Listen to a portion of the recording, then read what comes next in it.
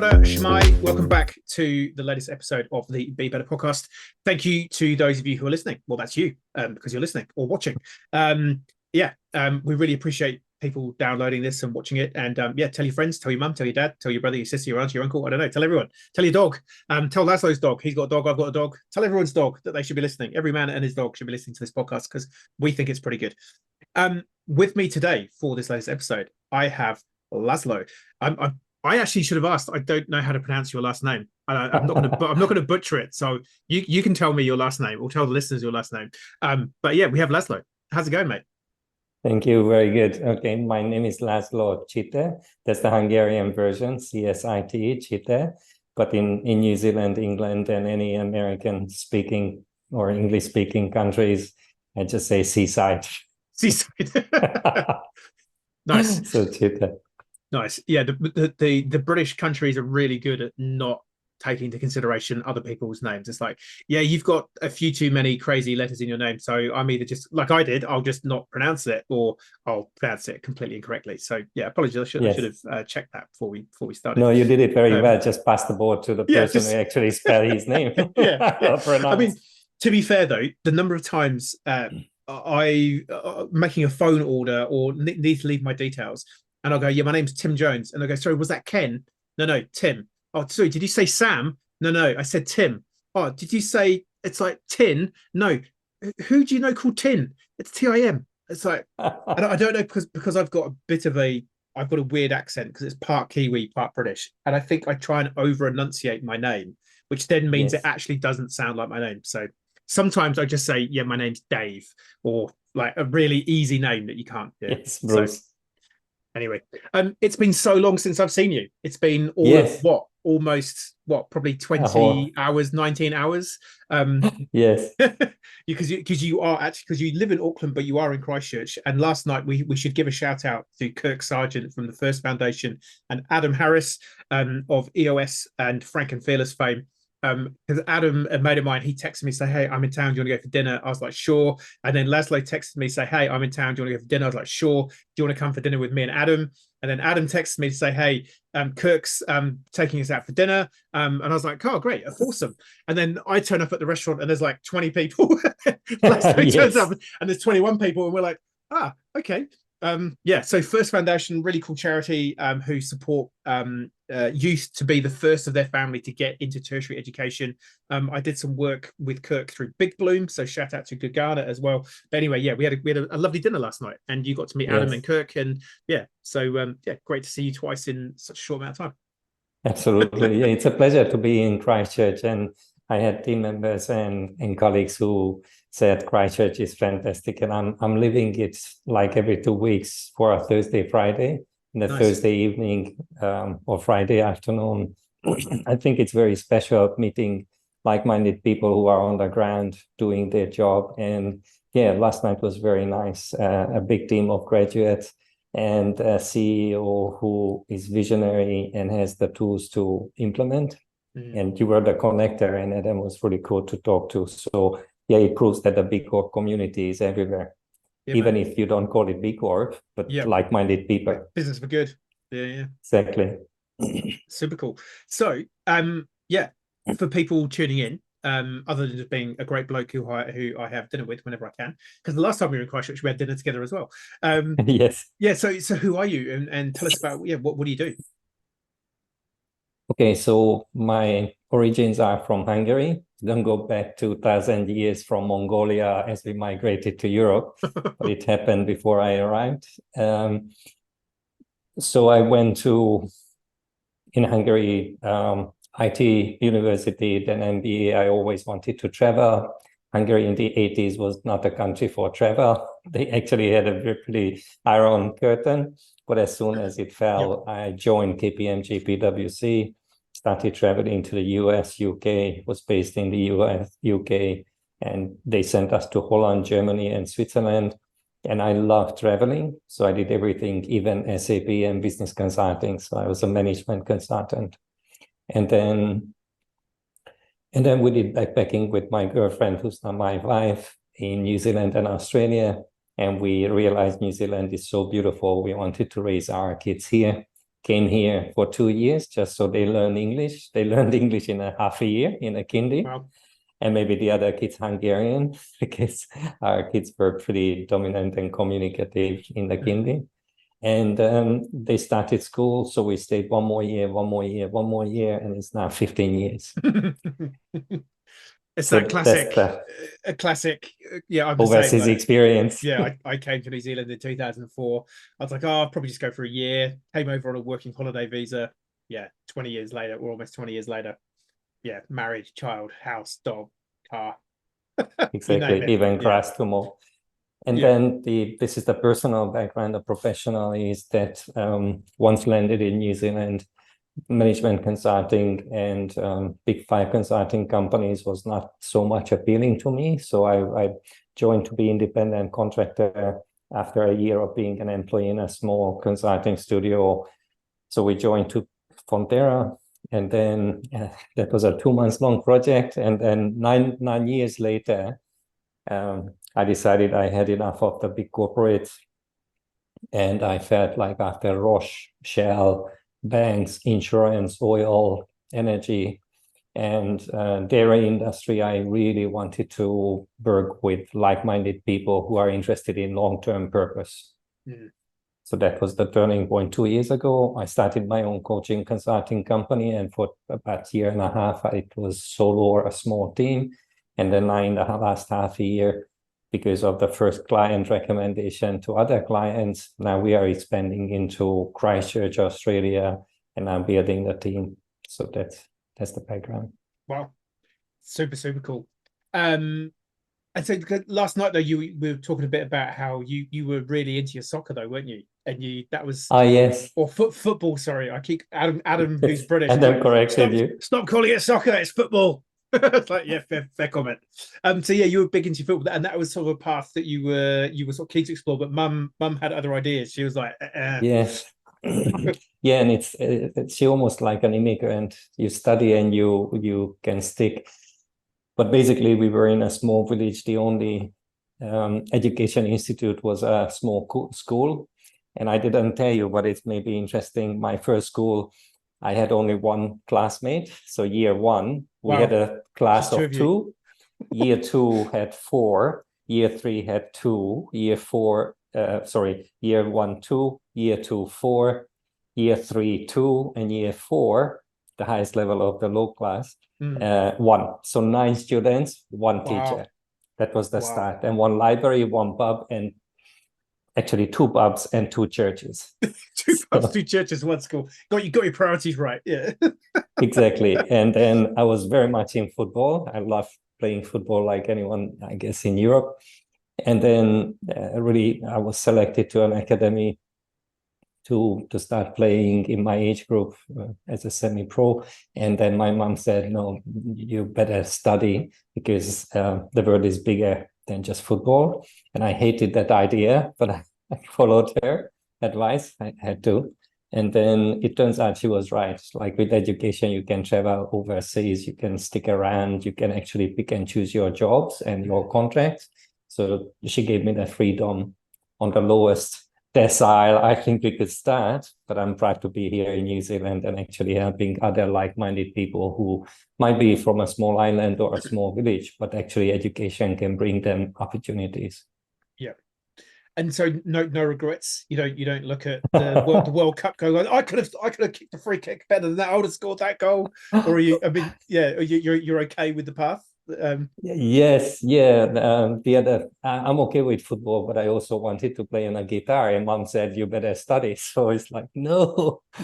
So I just turned 50, and I have bucket list. On top of the bucket list is playing on a guitar, like properly, learning Spanish, and not playing football, but traveling. So yeah, I just delayed 49 years or 41 years those dreams. I'm patient. And have you maintained the soccer though over the years? Have you played like socially? Yeah, absolutely. And it turns out that our football team at university. Sorry, I'm corrupting you. I never played soccer. Yeah, I only ever played football. Yeah. So our football team at the university became the indoor hockey called floorball. team, Yep. a Scandinavian Hungarian who emigrated to Scandinavia, invented a sport. Ice hockey trainings are expensive, so he downgraded to plastic sticks and no ice, but same technique. So he introduced this sport. It became wildfire, #3 sport in Scandinavia, and our football team became the first national team there. We won the national championships, and we were invited to Finland and to Sweden to represent Hungary in that, and we were beaten up very, very seriously by the Scandinavians, the Czech, the Swiss, all the ice hockey nations just switched. But it was fantastic. So again, a bit of sports, but I think education have more. And I mean, I guess we only know our own experiences of growing up, but you've got kids who've grown up in New Zealand. What was growing up in Hungary in the sort of 70s and 80s like compared to what your kids do you see them just having presumably having a bit more opportunity? But yeah, how does that, what does that look like between the two? So yeah, shout out to Puto, my main client, who's a non-profit and is the CEO, and she says always, my parents' ceiling is my floor. So my parents were, blue collar factory workers in a small village, so very minimum opportunities, but they gave me the education so I could be white collar and office worker and knowledge worker. being a child in the 73 till 89 or even 2000, Hungary was very much locked down. With the Iron Curtain, everything was dictated by the Soviet Union, and we had no resources at all. It's like Latin America, just in speaking in Hungarian. So very minimum opportunities. The only thing that really excited me was the Jules Verne books. 80 days or traveling towards the center of the world, or the flying machines, everything. So that gave me the opportunity to actually imagine the world is bigger. And then I tried to track down any relative abroad so I can visit and stay there on a long visa. And I finally, when I could track down one auntie, like second auntie in France, she dared to die just in that month when I had my passport. So it's like minimum opportunities, and the education was very strong, like Romania, Germany, Austria, Czech Republic, very, very strong practical education, theoretical education, very strong mathematics. So it helped me to resolve problems. And I think that's helping me in New Zealand as well, like seeing the connection between the dots. And very high work ethic. I think as a child, we had to study hard and play hard in sport as well, but work hard, which is definitely a different culture that my children are living here in New Zealand, especially teenagers. Get teenagers to do anything. Yeah, good luck with that. Because Hungary was it the Hungarian invasion? Was that like 1968, 1969? Was it, or was it somewhere around about 56. So earlier. Exactly. So we had a revolution where we tried to break out from the Soviet Union. The extra countries in Europe, Central Europe, and they came with tanks. Then in 67, I think Czech Republic tried. They came with tanks as well. And then with the German wall broken down in 89, we decided, okay, we go wild as well. And then we joined to the European Union in 2003. We never, ever could get into the Eurozone because we were like Colombia playing with fire. Never, what is inflation? It's like a foreign. So we are still independent compared to many Euro countries. And it was tough. It was hard. There was no opportunities. The only thing that helped me was the education opening the door for big corporations like big companies, KPMG, PwC. They give fantastic onboarding trainings, and that I highly recommend to any junior or any graduate. Go to the biggest company you can, and they will rotate you. They will teach you the skills. And then the older you are, I believe, the more impact you can make. And then the smaller organization, and then you end up like you on your own company, me like my own company. The biggest impact is from our own life journey. So you went to university in Hungary as well?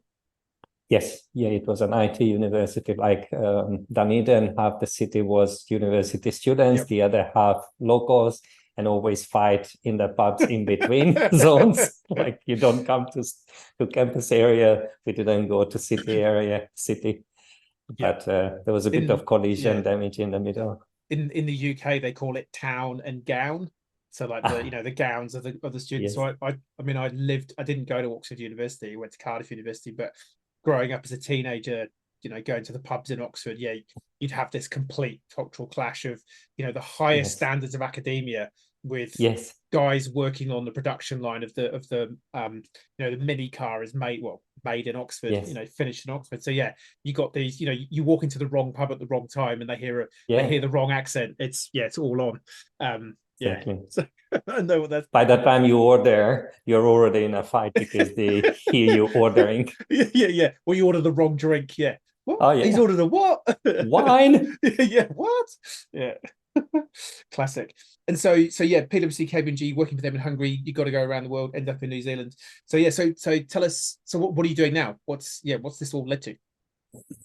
Yeah, so I felt a bit of a guilt, to be honest, like working for big organizations, and was frustrated because we spent so much money on great big projects and programs. We had all the resources and all the money and the plan and really great people to work with, but I didn't feel satisfaction of actually helping actively, and I couldn't see the result of our projects.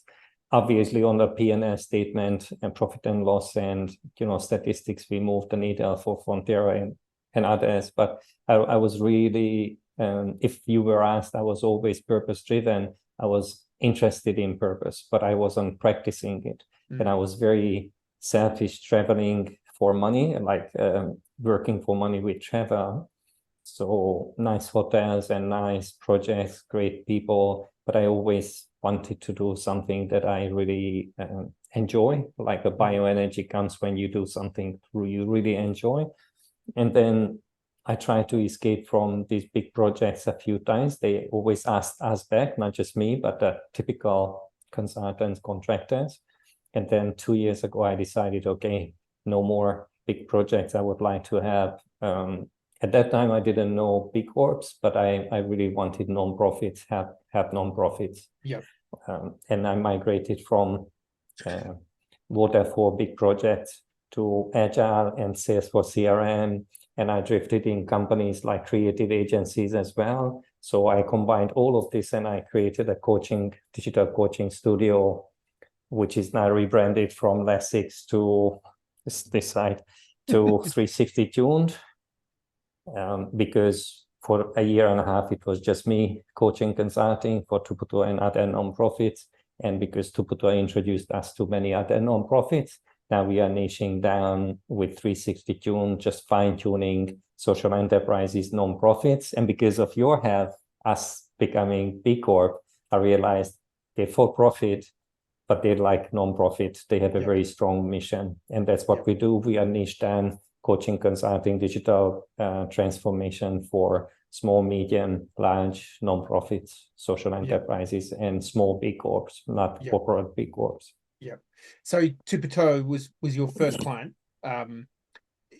Just give us an overview. Like, so what just make it tangible. Like, what's the sort of projects that you've done for them, and what's the impact that's had for them? Because my understanding of what you do is, we had a great example or analogy you were saying last night. Like, a lot of these not-for-profits have got a Porsche sitting in the garage, and they don't even know how to open the car, let alone turn the ignition on and make it actually really go, in terms of some of their digital capability in particular.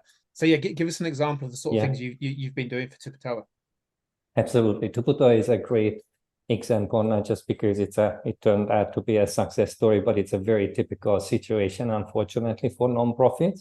So Salesforce gives every single nonprofit charity 10 free licenses, and Salesforce is the world's best CRM system for field service, but they're expanding into nonprofit as well. It's a good sales tactic. Once you give them free, they want to buy 11, 12, 13, which is paid. But it's seriously a very good system. It's like a Porsche or a Ferrari or a Lamborghini in car analogy. And because it's given free, they don't have to pay for, there's no real implementation. So some partners donate and pro bono the implementation project to customize to their needs, but still they don't give enough attention to the nonprofits to teach them how to use it. So Tuputo was given a Salesforce org.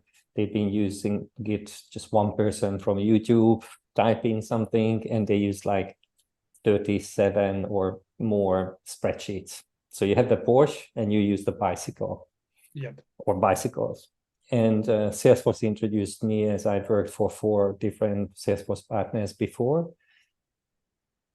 to say that, Laszlo, you are an independent, would you like to have a look at? And all I just did in the first month was a systematic review with my 33 questions diagnosis tool. So we went through workshop, just like the Big Corp assessment, systematically, and then prove it. If you say you do it, okay, how do you do it? And the score of 100 turned out to be 42, which is okay for a non-profit. But if you are in the 60s, you have much more automation and much more system helping you digitally. So, and Fitisemanu, who's the CEO of Tuputoa, realized that there is work to be done. She felt it, but now she had the proof. She went to the board approved.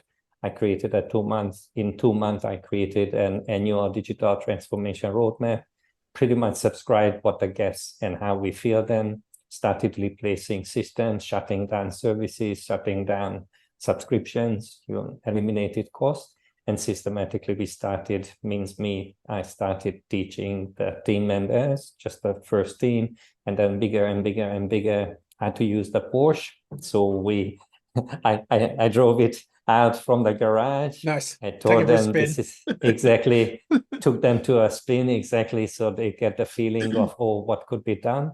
And I'm not bragging, it's just Salesforce is a good tool, Porsche is a good car. So it's just making it active, alive. And then we started cleaning area by area, and then extended my 1 month to 2 months to 1 year to 2nd year. And in 18 months, basically all the 24, 25 employees know how to use Salesforce every day, every hour they use it, from executive assistant to navigator, and they are an internship company, so non-profit. So basically they find Maori and Pacific young talent in tertiary student studies. They match them to one of the 200 corporate partners for a summer 3 months internship paid, which gives very cost-efficient talent management for the corporates. They learn how to manage diversity and inclusion, because Maori Pacific culture is not the Western culture. So both sides, there is an eye-opening experience. Usually they stay with full-time employment, which is very convenient for the corporate as well. And then after matching an internship, there is an alumni period when Tuputoa would like to look after them. So everything is now in Salesforce, and all the employees use Salesforce for this customer relationship with the partners and with the Toira for the students. So the end of this story is not really an end, just a milestone, and was invited to Salesforce conference in Sydney last year, and she was awarded the Golden Hoodie, which is the biggest appreciation by a licensed for-profit company to the MVPs, most valuable players, to say we did a huge transformation and connected the other nonprofits as well to use Salesforce. Nice. So yeah, so it's all about getting some efficiencies, operational efficiencies inside by using tools effectively.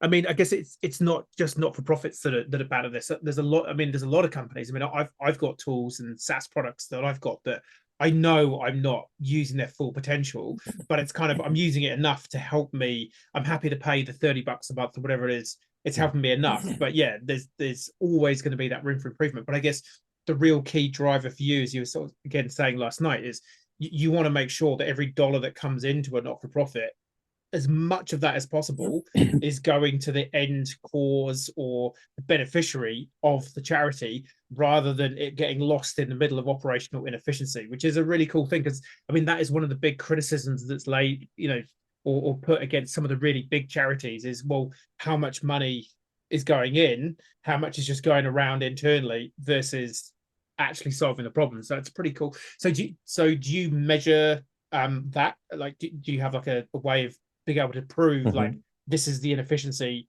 this is where I think you can get you to?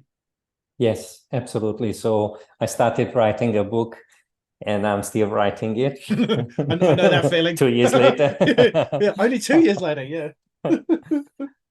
Because from KPMG, PwC, and other IBM and other companies, I learned, or many people learned, lean manufacturing, Yep. agile project management, design thinking, customer innovation, customer journeys. All of these are in the air. But if you don't use them, you actually leave the Porsche in a garage and you hop on the bike. So they lived all their life in the spreadsheet. And it didn't annoy me as much as at the beginning. But when I realized how much money and time is wasted in copying spreadsheets, emails to spreadsheets, spreadsheets to spreadsheet. And right now I'm here in Christchurch as well for another nonprofit. Yet again, I see how many people just type copy paste. And in 2023, you shouldn't copy paste. It's like an absolute no-no. So right now I'm at the stage that I have an impact machine. I call it impact machine. That is with Tuputo and 4 or 5 other nonprofits, we are proving that we can streamline operation. It's about the product, the brand, the team, your customers, and your assets. And yes, we are working on an impact measurement framework, which the difference could be two currently available ones in the market. They are one-off in a year. They compare benchmarks with others. How good you are in getting $1 and you give 80 cents to your 20 cents to your beneficiaries. That's the percentage right now. Yep. What we want to do is in every monthly statement, there would be a P&L, how much money you made, but there would be an impact score. How many people have you impacted? And because we use customer relationship management system, we have all the profiles. What is their satisfaction level? What is their lifetime value? So we can actually calculate compared to your last year, how much more impact you are making. So I'm very optimistic in a half a year. I think we can put it to market. And this could be a standalone product with a benchmark report and with a live dashboard. Whatever system you use, we just get specific weekly data, and we will give you the benchmark dashboard, the impact dashboard as a trend. How many people have you impacted in what estimated return on investment? So social ROI, return on investment, would be, if you give me $1 more, I can have 5 people who will be getting that benefit, who's making 5 people's family that much commercial, emotional, and intellectual value. So it's one model used for your whole life cycle. And then to the board, you can prove it very easily. Hey, we are making progress. Yep. Which then also helps with fundraising, and because increasingly, it seems like, say, I've been involved with the not-for-profit sector over the years. It just seems historically it was kind of, if you knew someone at the fund and you put in the right words on the application, you'd probably get some cash. But increasingly, funders, whether they are private individuals, high net worth individuals, or the funds, they're like, yeah, okay, we kind of know who you are, but actually we need to see some proof of the impact. So where it's interesting when you compare, the for-profit world is increasingly having to show its social and environmental impact. So yeah, you make a ton of money, but how are you doing it? What good are you making? Now the charities are being sort of told, it's almost like the opposite. Hey, yeah, we can give you some money, but we want the proof on the good that you're doing. So it seems to be like all paths are leading to accountability, transparency, prove that you're doing some good. Otherwise, you're not going to get our support. So exactly, and that's why we doubled down. We started small businesses, for-profit small businesses and NGOs. Then we realized small businesses can't afford that digital transformation. So we're just sticking to non-profits.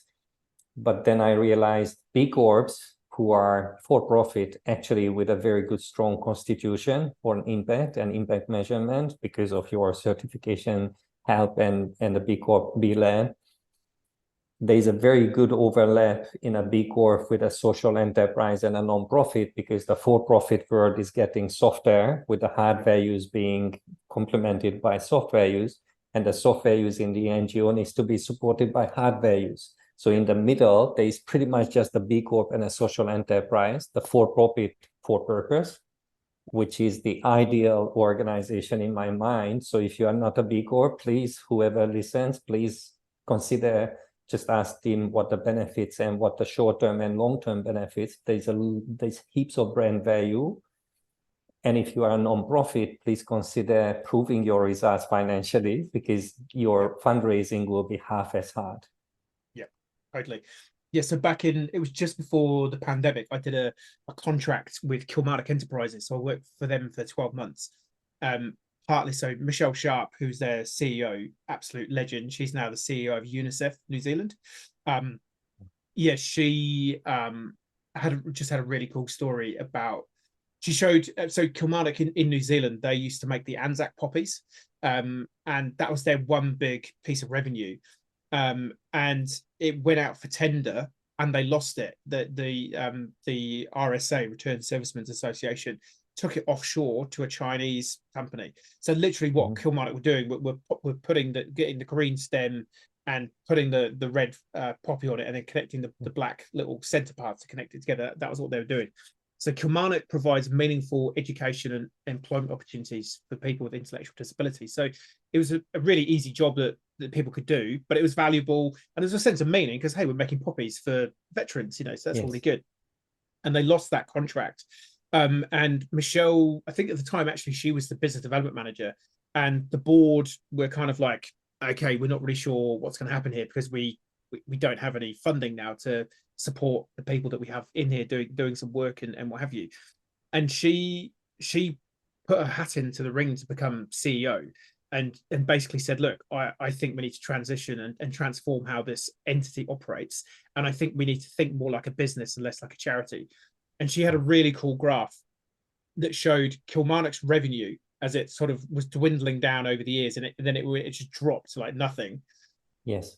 With on the same, tracking beneath it the impact that they were making, which they measure in terms of like how many people have we got in, how many people are we transitioning out into mainstream employment, what have you. And then she shows the inflection point when they actually started trading like a business, and they went out and they got contracts with Air New Zealand. So they used to refurbish all the headsets for Air New Zealand. They had a job through Fonterra where they were packing little milk cartons, like the little one like you get in hotels. They were putting them in boxes. They do the PAMS, herbs and spices. So they take the raw herbs and spices, put them in the little sachets, packets. And so they were getting these as commercial contracts at commercial rates to do the job. And she just shows you the inflection point of, as the revenue started going up, so did the impact. And I think there's a lot. I have some challenges with the not-for-profit sector, because I think there is a lot of codependency mindset. So I need this people to be disadvantaged so that I can feel good about solving their problem. And actually, there is, like you say, there's none of that corporate rigor around measurement, reporting, finances. Like you say, you put the two together, and I do feel that that we will lose charities as we get businesses that come in to solve those social and environmental problems that the charity and the ultimate melting pot. And this is where I think Michelle was the best person best manager or leader I've ever worked under, because she had the heart of the charity, but she had the mindset of the CEO. And you put those two together, and Kilmarnock is to this day is the best example of a genuine social enterprise where they trade for revenue and they only do good with the revenue that they get. And it's like, perfect. That's so really you pretty much summarized our business model. This is you as a charity, as a non-profit, as even a for-profit, like funded, externally funded not market funded organization, let's call it that way. And all we do is wrap professional skill set, mindset, and tool set around you. So all we do as a digital coaching studio, we teach you to be industry grade, as good as a for-profit. So your heart is still non-profit and charity, and you're cause-driven and purpose-driven, but we give you the benefit of accelerating with digital, which just makes sense in 2023. You shouldn't copy-paste between spreadsheets. Yeah. So what would be the top three? Is like, yeah, the top three things that charities or not-for-profits or B Corps are doing badly? What is there, like three things that you can just go, yeah, this, go and have a look at these three things? Yeah, top challenges would be underutilized systems. That's what my Trojan horse really. I do a technical discovery and I can spot, like, you have been paying these licenses, but you're not using them. Do you really need them? So we shut down. That's an immediate cash flow saving.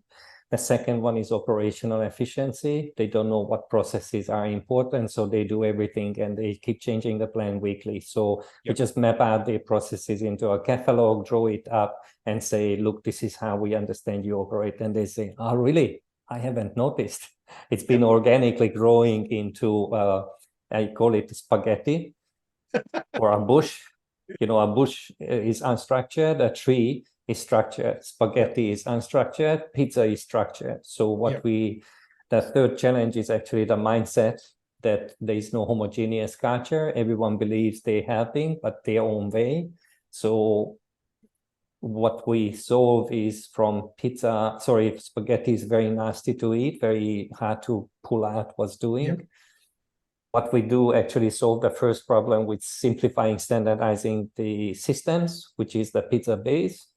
We accept and catalog the processes, put on the mushroom, the olive and everything as optional extras. What you need to do, just do that. Definitely no olives, thanks.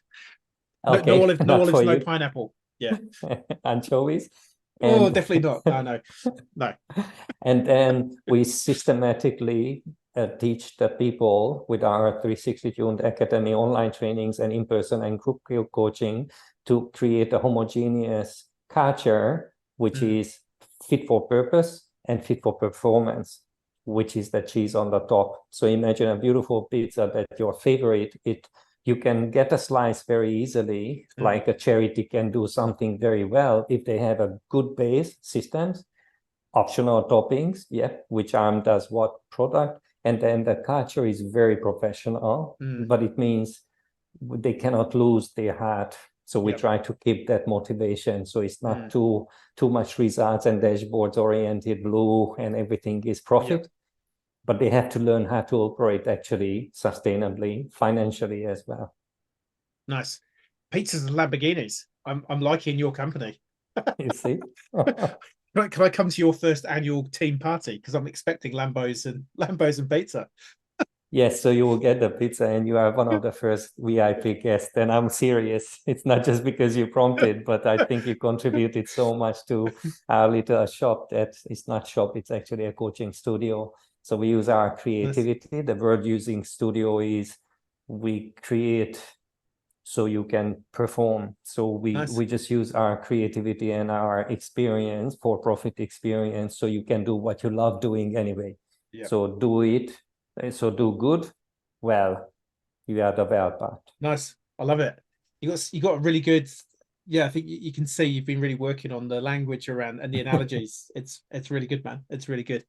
Because I was just thinking we first met on a coaching program where we were looking to get some coaching on our marketing and how do we create, I mean, I'm a slower learner because you were on the program whilst you were building your business. I was like 6 years into my business, still trying to nail who am I, how do we sell stuff, and how do we market stuff, and how do we create a program. But we met on doing that, didn't we? So yes, it's great to see like you've implemented a bunch of that learning.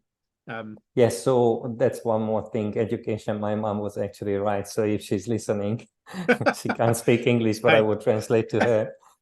Hey, well, maybe you could.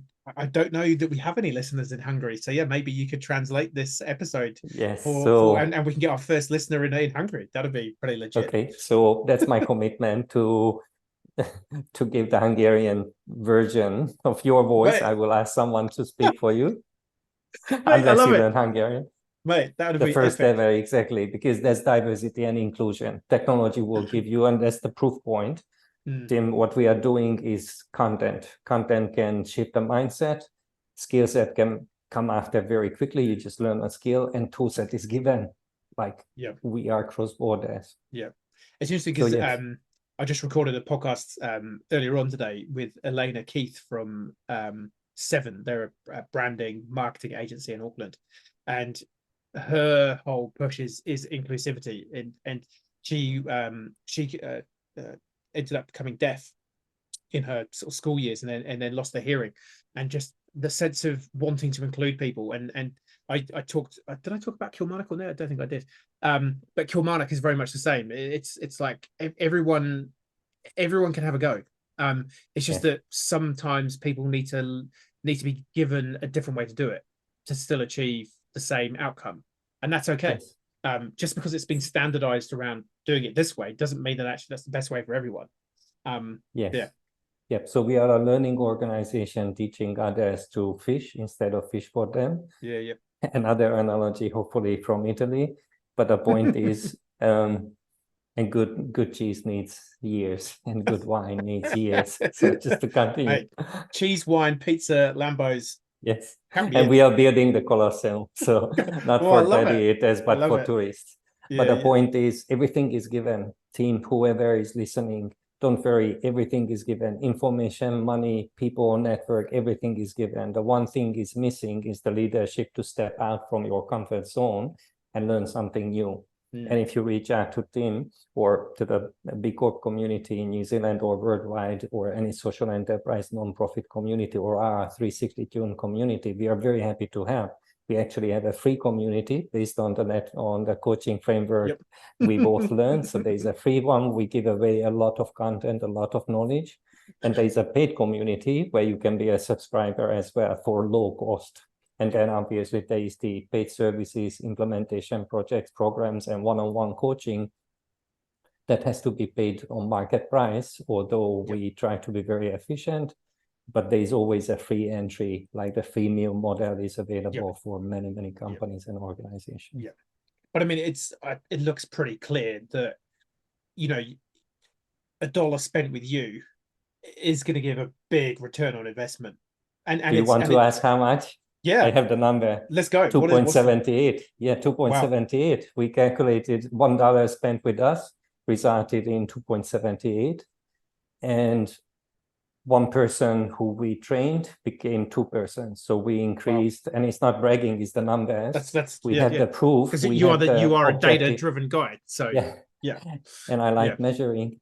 But the point is, we improve productivity with 92 or 94%. Let's just go for 92, which means our Tuputua and the case study is soon released by Salesforce. Hopefully, we can say that. There is proof that digital transformation can help any organization, and you will get your time back and you get your money back and more. Nice. And it's a compounding gift as well, because it's not just you've done that in time that you're on the engagement, but it's like you say, you now understand the principles of it.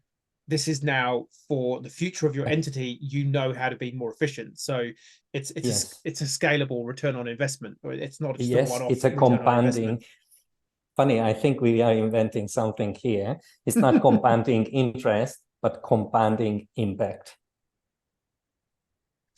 How about that? Because if you do a transformation on the first year, then the second year could be leveraging optimization. The third year is actually purely leverage. It's a slowing curve. And then if you diversify, you do it again, yet again. And then this compounding impact is going to help year to year. So I'm calculating a 3 to 5 years return on investment. It was like 6 months because we already worked, but you still can use the benefits for 3 to 6 years. Whatever we implement infrastructure should be good to go for 3 to 5 years. Nice. Love it. Compounding impact. You heard it here first, ladies and gentlemen. We should trademark. I was about to ask. But it's all yours. But yeah, we'll No, that's super cool. Yeah, it's so massively needed. How are you finding? Yeah, clearly it sounds like you're scaling and you're building a team and you're going crazy. But yeah, sometimes it feels in that not-for-profit world, which I have been a part of, so I can say this with love and grace and humility and concern and just a desire for you all to do better. Sometimes they can be a little bit skeptical of consultants or the for-profit world. Oh, you're just going to come in here, you're just going to rip us off a load of money.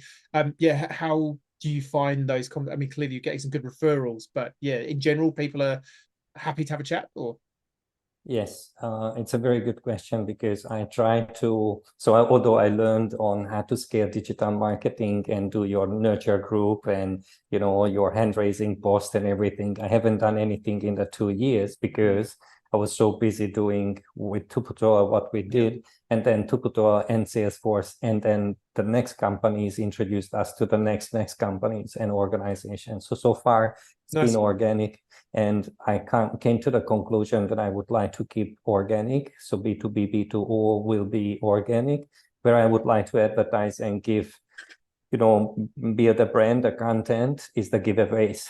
So scale on content because it's low cost for us and it will help more people. And I didn't tell you because you didn't ask, because it wasn't on anything prepared. But the big mission I'm chasing is I'm 50 by the time I'm 60, so 10 good years. I would like to help 1 million people to become social entrepreneurs.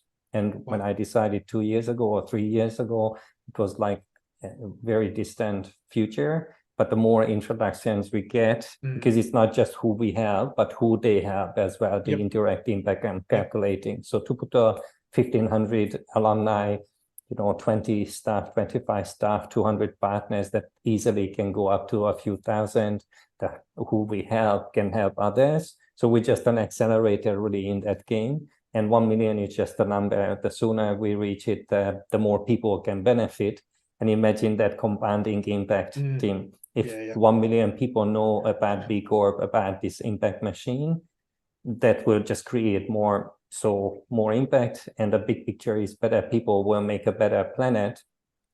So all we need to do is just education for the people to know what they're missing, so they take actions for a better planet. You can't save the planet on your own, but you can teach people to actually be responsible. No, that's super cool. And the teaching thing from your mum has clearly really sat with you. Thank you.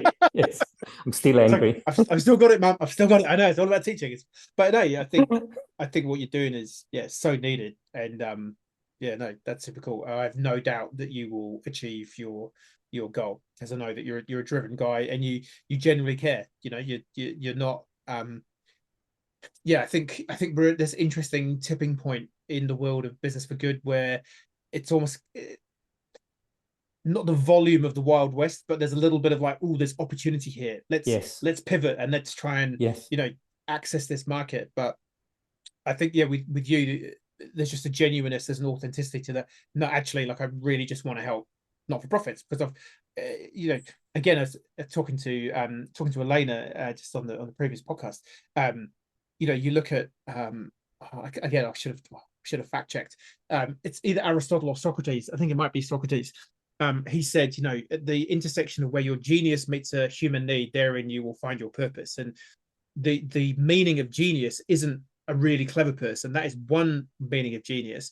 But the original root word in Latin of genius actually means your spirit, or your kind of like innate skills and talents. And I think you're a perfect example of that kind of corporate refugee, a bit like myself, who you had some skills, you were using them to help probably really successful people get even more successful, and you're kind of squeezing the lemon at Fonterra to help them sell slightly more milk than they sold last year. Great. But, so what? Does the world really need, more milk exported from New Zealand? I don't know, possibly. And so you've taken your skill set and you've got that genuine, like, I actually want to see these organizations thrive. So yes, mate, and I can add to that. That was the squeezing the lemon and squeezing the milk. I think there was a life cycle in my contracting life that Fonterra had new financial year, 1st of August. We really wanted to visit grandparents, so I booked that for a year in advance to visit our family in Hungary in June or July. And there was always a burning point for me as well, like, are we doing the right thing? Yes, we are solving problems, but are we solving the real problems? Yeah. And after a few cycle, I got to the point when I wanted to transform myself. So I went into different philosophies, Japanese, Asian, Latin America and all the things they've been doing for thousands of years. Now, why do they do for thousands of years? Because they are evergreen. So you just go back, and Ikigai helped me a lot. What do I love doing? Is communicating, helping people. That's what I feel is authentic. What I'm good at, I think, is connecting, communicating, problem solving. Still learning, but I feel okay about it. What can I be paid for? Yes, consulting, coaching, and what the world needs. I believe right now the world needs great social enterprises. So we are not going to stop until we get 1 million. And someone just asked, why do you wait for 10 years? And I'm saying, I'm not waiting. I'm eager to get it done sooner. So please come on board. Because then 1 million becomes 10 million. It's very easy. You just add a zero and you just speed it even further. And it's not a lonely journey. It's I'm looking at you. I'm looking at everyone who would like to be in that paka, like Tukuto would say, for the boat. And the boat needs direction. I think it's a good direction. It's worthy.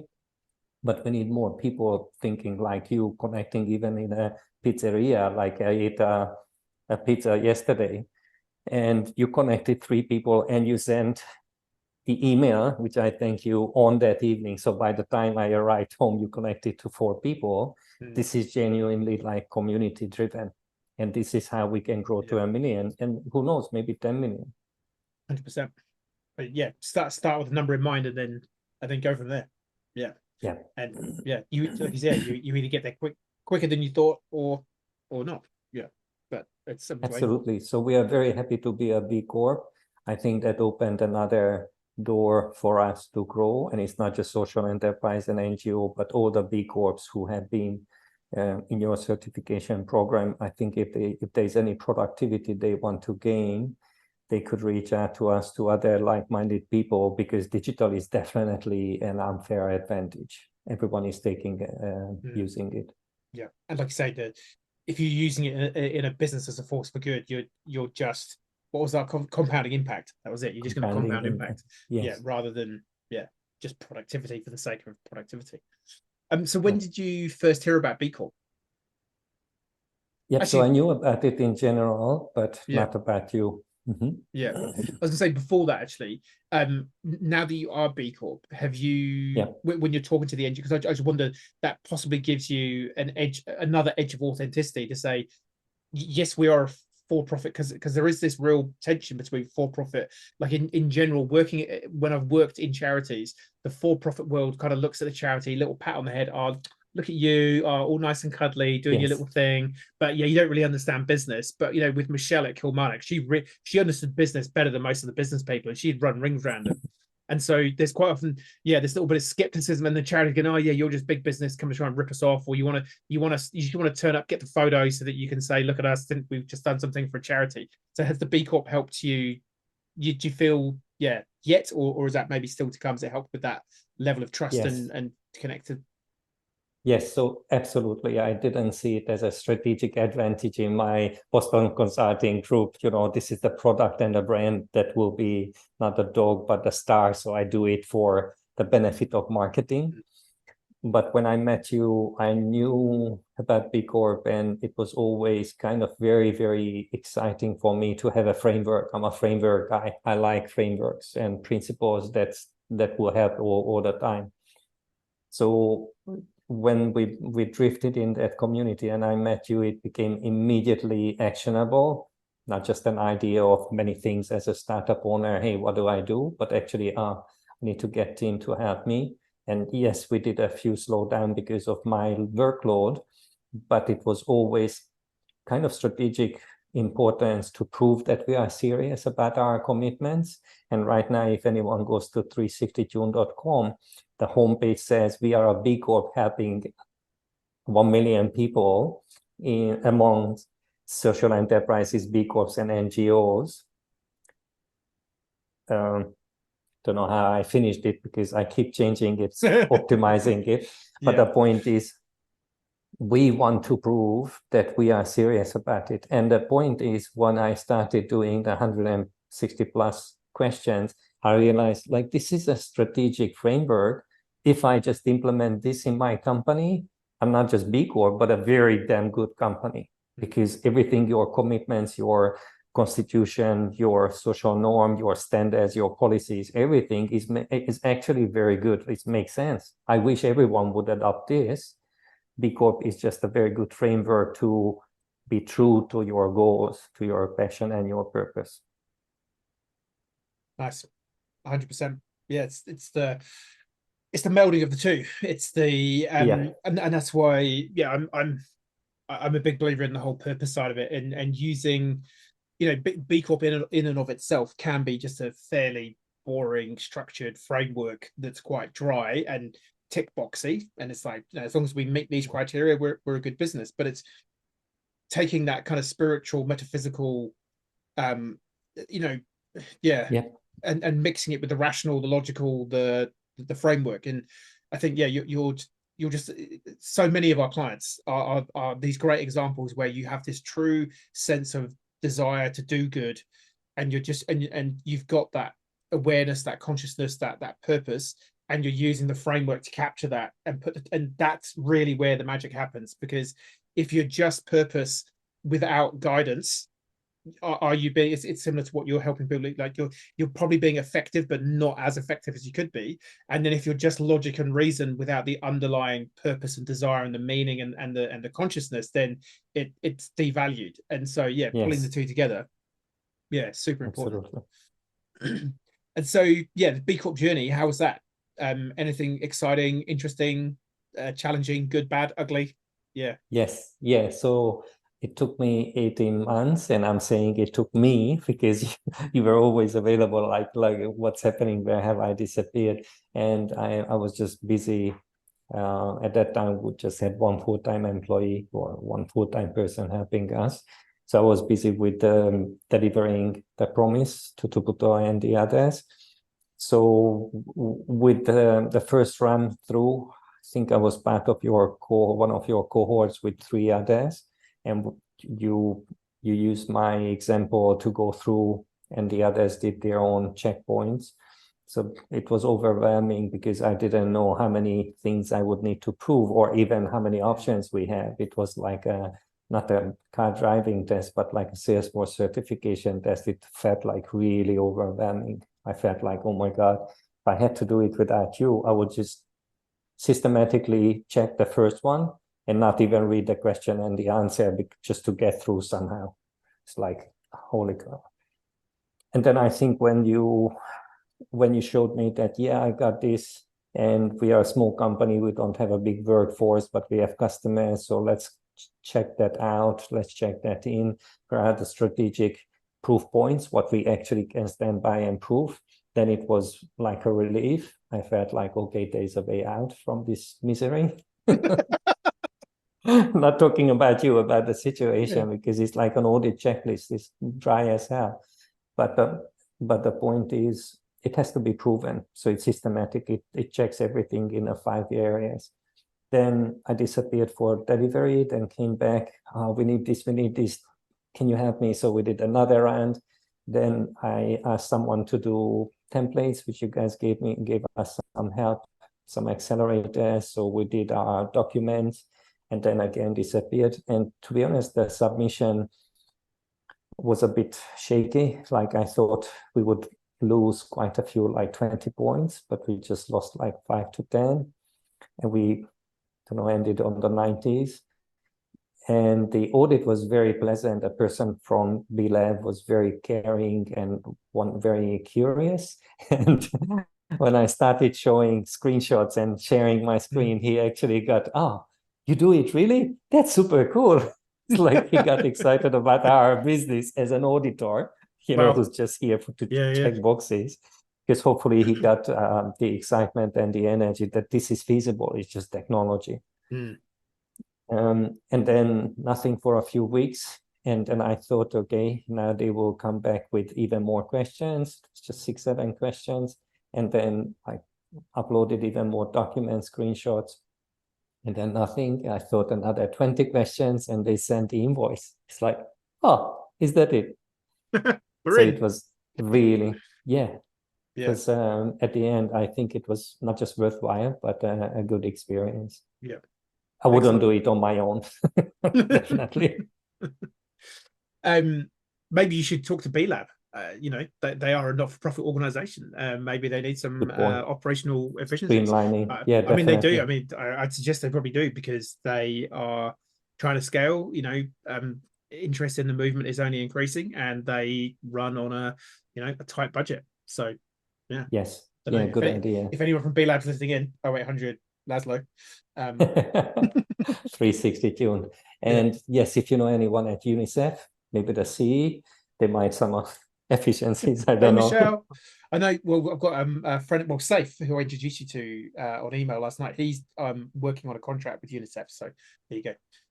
Nice. Safe might be listening. I get a suspicion that he might listen to the podcast. So hey, Safe, if you are, hopefully, well, you guys have connected on email already. So yeah, you'll no doubt go have a digital coffee together.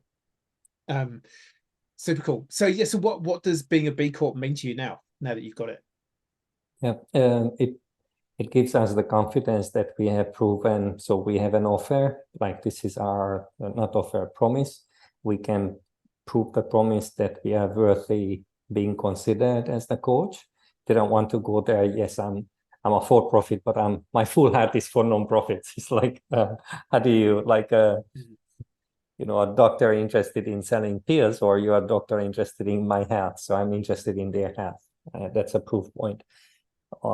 On the other side, I think this is just the start of the journey. So we would like to have B Corps as well with the assistance. So for me, it's not just a marketing list, but actually a like-minded community. If we can exchange help, support, we might do it for free, or might do it on a very low cost rate or some minimum profit, so we can reinvest. It's just a starting point, and I'm thinking about how can we build a social enterprise alliance, like a charity who would be getting donations by professionals who are on the verge of burning out, like they work in a bank, they don't want to leave their very nice salary, but they want to help. So all that fractional time could be reinvested into a network organization, which would just graciously receive all these pro bono hours and redirect it so we can be a catalyst. So B Corp is helping to be relevant, and it gives me ideas what else is possible. Nice. Super cool. And so what do you think the future holds for the B Corp movement, looking into the future? Yes, I hope you guys certify more and we will be bigger. I am thinking actually about a B org, like what I mentioned. So it would be good to certify organizations on the impact catalyst or impact machine or the impact compounding impact, so they can stay efficient, not just become certified and then but actually stay there. And I hope that your beyond B Corp community would recognize that they don't just certify and hope in 3 years that they will be recertified again, but keep being certified. And that needs systems, processes, needs coaching, guidance from you and like-minded people. So I think the future is bright, but it's busy. So we need to get work. Yeah, 100%, man. And what's new and exciting for 360tuned? Like, you're scaling, you're entering Aussie. Are you looking at the US, the UK, global, maybe Hungary? Are you looking to get back to the motherland? Yeah, what do you reckon? Yeah, so my mom keeps asking still after 15 years in New Zealand, when are you coming home? And I'm saying soon. So nice. Not soon enough, unfortunately. So it's not Italy or Spain or Hungary will be the next market. What I believe is in the cherry tree syndrome. So let's just win Auckland and be the best in Auckland. Let's just be the best on North Island. Let's just be the best in Christchurch, prove ourselves. And let's just go to Australia next door. And who knows if we can be strong in Australia, maybe Singapore is next door. If Singapore, then South Korea, Japan to Canada to US, you know the drift?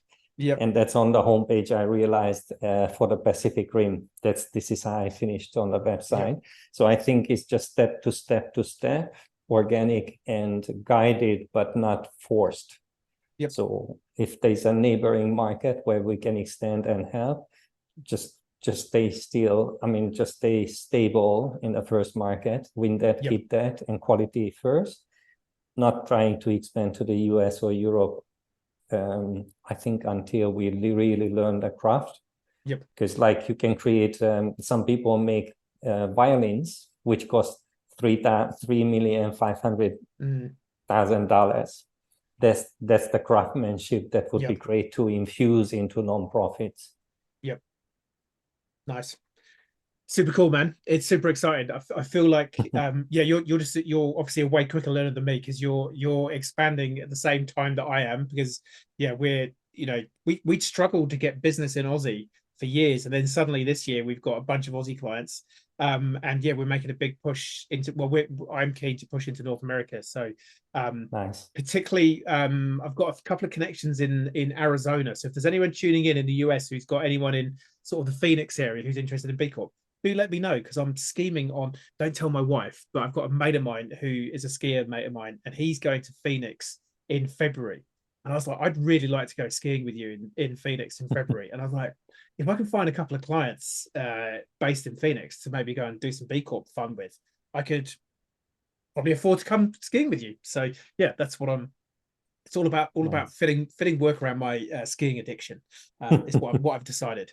So so that's the plan. But no, it's super cool, man. Yeah, you're clearly a much quicker learner than me, because you're like 2 years in, and you're where I am after 8 years. So yeah, that's why you worked at PwC and KPMG. So you're clearly a smart operator. No, I think I just would like to ask what your mom told you to do when you were 9. Oh, mate, maybe that's a great question. Well, it's ironic actually, because my mum, I think she still wants me to be a teacher in a school, like in her mind. So I went to a private school in the UK, so posh school. In her mind, I think she would like me to be the headmaster of a good school. But I've mentioned it to her once when she said that to me. I said, but I am a teacher. I'm just doing it in a different way. Yes. It's not a classroom full of kids.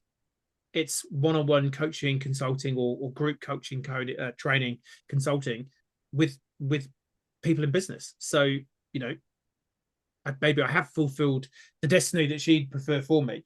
But yeah. Nice. That's good. Yeah. I hope we catch up another time. Well, mate, for another good pizza. It seems like you're in Christchurch quite a lot. So spare room. Feel free if you want to. We should go and hire a Lambo for a couple of days and just go and eat pizza and drink beer. We need to earn that. maybe I should reach out to Lamborghini and see if they want to be a B Corp, and then I'll do it in exchange. I'll even take a second-hand one. I'm not being pushy, but I will happy to do a contra. You give me a Lambo. I feel like I need to be a bit of a B Corp influencer. So if I could get a B Corp branded Lambo, if anyone from Lambo is listening, I mean, to be honest, I'd take a Kia. Just give me whatever you got. Mate, no, it's been really good. Seeing you the last couple of days. Again, like so many of the people that we're working with, genuinely love what you're doing. It's really needed. You're creating genuine change and impact. It's only going to get better. It's going to be compounding impact all round. So yeah, thank you for what you're doing, mate, and just keep on keeping on. Love it. Yeah, thank you so much for the time today and all the time you invested with us. Hopefully we can compound on it. It's all good, mate. It's all good. Safe travels back home to the family tonight in Auckland, man. And let me know when you're back down. Cool, thanks. See you, mate.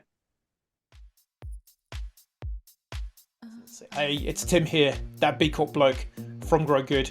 If you want more content on purpose, B Corp, how to do more good in the world as an individual or a business, then you know the drill. Hit the like and subscribe. Check out some of our other videos. They're probably floating around here somewhere. You know how it works. Thank you so much. See you next time.